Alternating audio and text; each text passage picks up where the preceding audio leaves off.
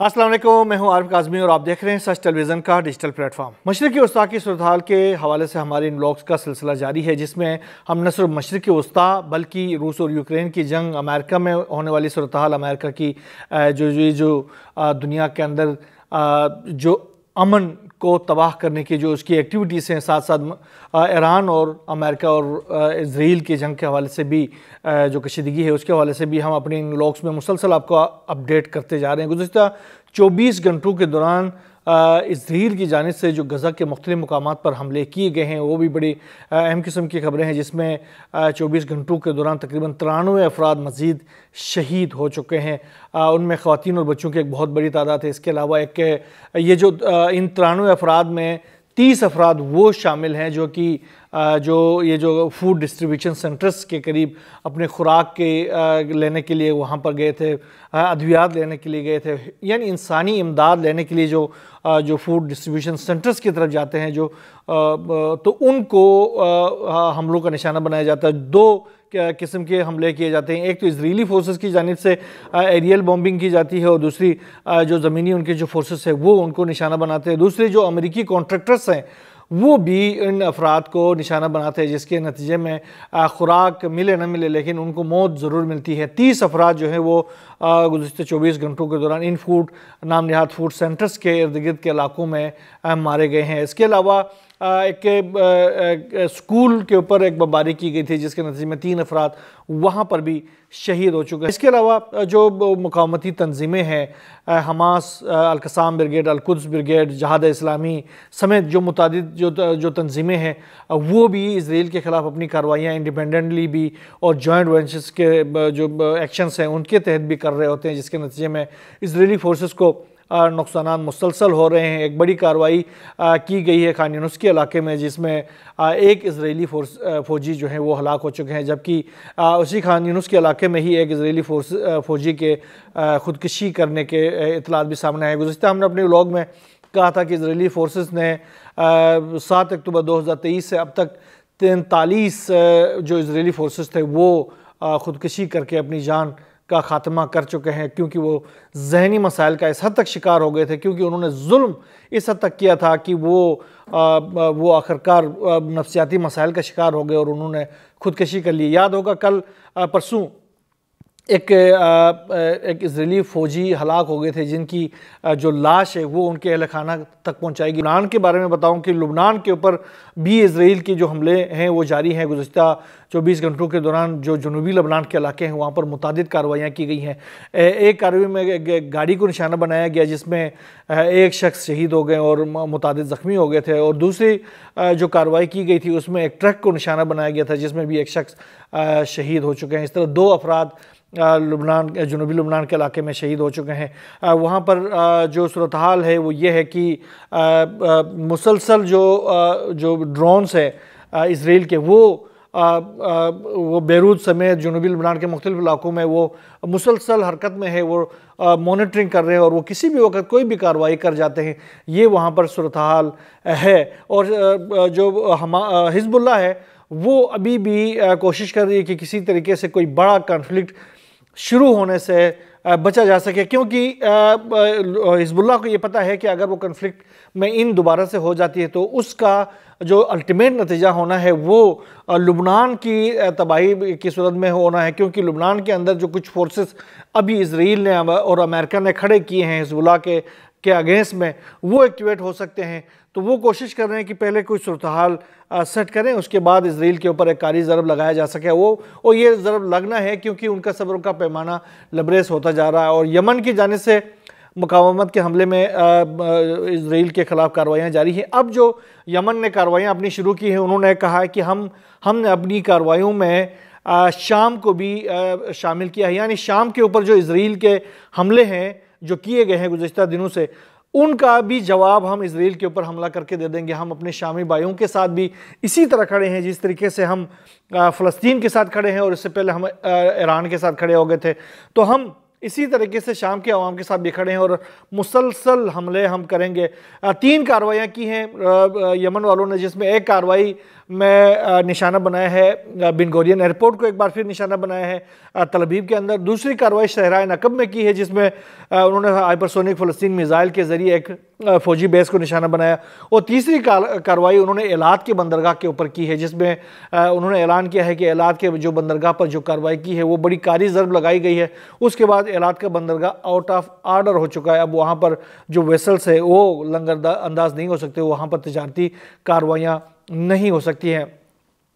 शाम की सूरत हाल आपने देखा, गुज़श्ता रोज़ जो बड़ी कार्रवाइयाँ की गई हैं इसराइल की जानिब से, बहुत बड़ी कार्रवाइयाँ की गई हैं। ख़ास तौर पर निशाना बनाया गया शाम की वजारत दिफा की बिल्डिंग को, जिसमें कहा जा रहा है कि वहाँ पर बड़े पैमाने पर हलाकतें हो गई हैं।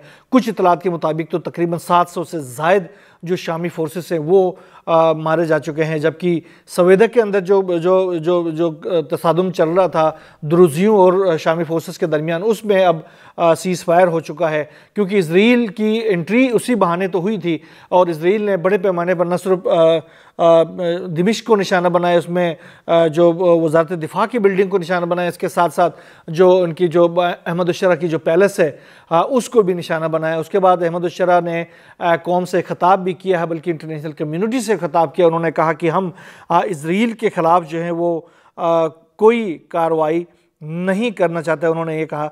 और उसके साथ उन्होंने कहा कि इसराइल के साथ जंग हमारी कौम और मुल्क के मफाद में नहीं, झूठे फितनेबाजी से हमारी जो इस्तेकामत है उसको मुतज़लज़ल नहीं किया जा सकता। इसके साथ साथ उन्होंने अहमद उशरा ने कहा कि हम इसराइल के ख़िलाफ़ जवाबी कार्रवाई नहीं करेंगे, इसराइल की तमाम साजिशों को नाकाम बनाने की ताकत रखते हैं। मैं दुरुज़ी कौम से कहता हूँ कि आप हमारी कौम का अटूट हिस्सा हैं। शाम कभी तकसीम या तफरक़ाबाज़ी की सरज़मीन नहीं बनेगा। आपके हुकूक और आज़ादी हमारी तरजीहात में शामिल है। इसके अलावा भी बहुत सारी बातें उन्होंने की हैं, लेकिन ये बड़ी अहम किस्म की बातें थी जो कि मैंने आपसे शेयर किया। जंग बंदी हो चुकी है और उसके बाद जो शामी फोर्सेस हैं वो अभी निकली हैं, जो सवेदा के जो इलाके हैं वहाँ से निकल गई हैं और द्रुजियों ने सवेदा का कंट्रोल संभाल लिया है। यानी मैं ये कहूँ तो बेजा ना होगा कि अब सवेदा जो है वो इसराइल के कंट्रोल में आ चुका है। अच्छा, ये जो कार्रवाई क्यों हुई, इस कार्रवाई में अब 3 चीज़ें हैं, इसको देखना पड़ेगा आपको। एक कार्रवाई जब ये जो शाम में सूरत हाल ख़राब हो गई थी, रजीम चेंज हो गया था, तो जुलान की जो पहाड़ियाँ हैं, गुलान की जो हम कहते हैं, गुलान की पहाड़ियों पर इसराइल ने कब्ज़ा किया, जो कि कनतरे से काफ़ी आगे तक आ गए हैं। 4 से ज़ायद बेसिस वहाँ पर बना लिए।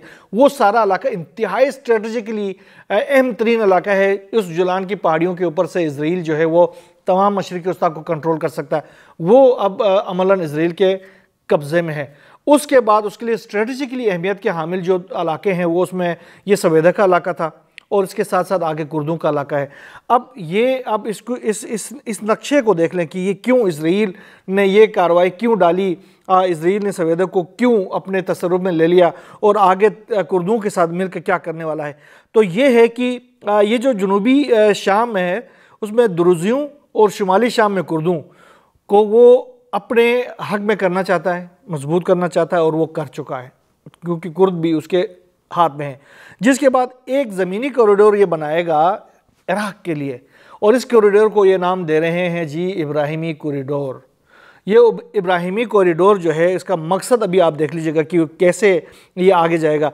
ये इसका मकसद ये है कि ये जो कॉरिडोर बनेगा ये इराक़ के, तो इराक़ में अभी कहाँ से जाएगा, इराक़ में अरबील, ये जो कुर्द इलाका है इराक़ का, वहाँ निकलेगा। और वहाँ इस वक्त जो गुज़श्ता दिनों मैंने आपको अपने व्लॉग्स में भी बताया था कि जो कुर्दों और इसकी जो शुमाली इराक़ की जो कुर्दिस्तान की जो गवर्नमेंट थी बरज़ानी की, उनके दरमियान जो तसादुम हो गया था, जिसमें आपने देखा कि कुर्दों ने बड़े इलाके वहाँ पर बरज़ानी की फोर्सेस से उठा लिए थे। अब इशू ये है कि वो मुस्तकबिल में जब ये कॉरिडोर बनेगा, ये अब बन चुका, जुलान और सवेदा और कुर्दिस्तान का जो रीजन, वहाँ से होते हुए ये इराक़ी कुर्दिस्तान में निकलेंगे। इराक़ी कुर्दिस्तान के अंदर ये जो बरज़ानी की जो गवर्नमेंट है उसका ख़ात्मा करेंगे। उसके बाद अपनी लॉयल गवर्नमेंट वहाँ भी लाई जाएगी। तो ये आपका जो इब्राहिमी कॉरिडोर आ गया कुर्दिस्तान, इराक़ी कुर्दिस्तान के अंदर, वहाँ अरबील और इस इलाके के अंदर जो आपका जो ईरान के साथ टच जो बॉर्डर है, उस बॉर्डर पे बराह रास्त इजराइल पहुंच जाएगा और उसके बाद जो सूरत हाल होने वाली है वो आप बखूबी जान सकते हैं कि ये जो इब्राहिमी कॉरिडोर बना रहे हैं वो किस मकसद के लिए बनाया जा रहा है और उसके आगे क्या इम्प्लिकेशंस खास तौर पर मुस्लिम ममालिक और ईरान के लिए होने वाले हैं। तो ये आप इसको इस चीज़ को देखने हैं। इसके अलावा अगर हम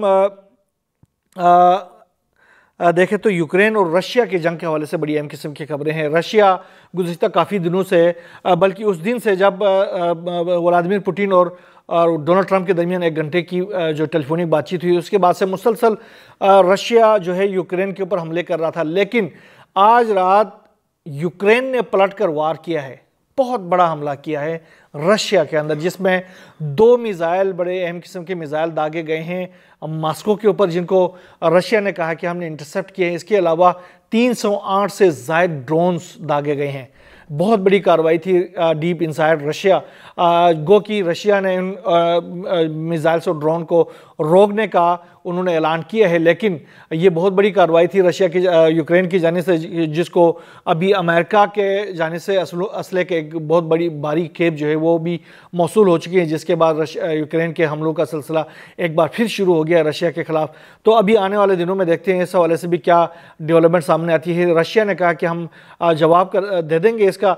इस बार उन्होंने कहा कि हमारा जवाब ज़रा मुख्तलिफ होगा। तो हम देखते हैं कि आने वाले दिनों में रशिया जो है वो ये जो बड़ा हमला यूक्रेन की जानिब से किया गया है उसका जवाब किस तरह देता है, क्योंकि अब की बार जो जवाबी कार्रवाई रशिया की होगी वो दरअसल यूक्रेन से ज़्यादा अमेरिका और नेटो के ख़िलाफ़ कार्रवाई होगी, जो कि डीप इनसाइड यूक्रेन जो इन जो एक्टर्स हैं उनके इंस्टॉलेशंस और उनके मुफादात को नुकसान पहुंचाने की रशिया की जानिब से कोशिश की जाएगी। बहरहाल जो भी नई डेवलपमेंट सामने आती रहेगी इंशाल्लाह हम आपसे शेयर करते रहेंगे।